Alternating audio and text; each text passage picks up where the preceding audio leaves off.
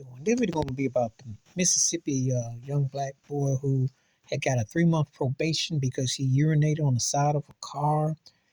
And at first the cops caught him, cited him, but then they went against it. Then other cops come along. Then a big honcho comes along and says, we're going to charge him. And gave him a 3-month probation for leaving himself. And then wanted him to do an essay on Kobe Bryant.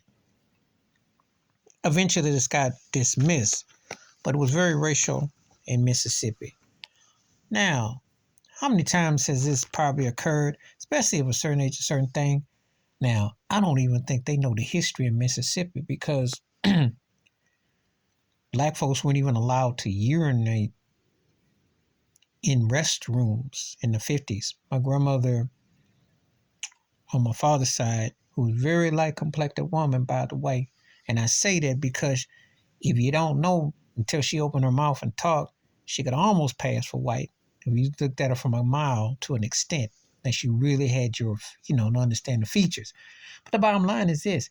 She was told by one of them Texaco, one of them type of service stations to use the bushes. That's what she had to do.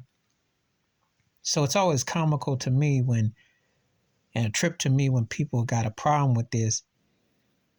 And this is a selective judgment thing here. He wasn't like outwardly, but they came out to make an example of him.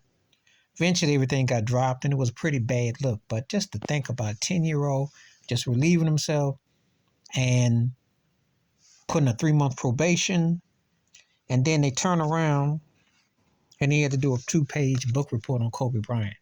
What did one have to do with the other? Really?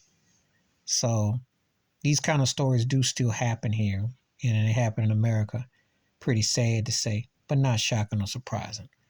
Please hit like, subscribe, welcome thoughts, comments, and I do respond. Thank you. Wash your hands, keep your mind clear, watch on for another. Share it if you like it. My peace.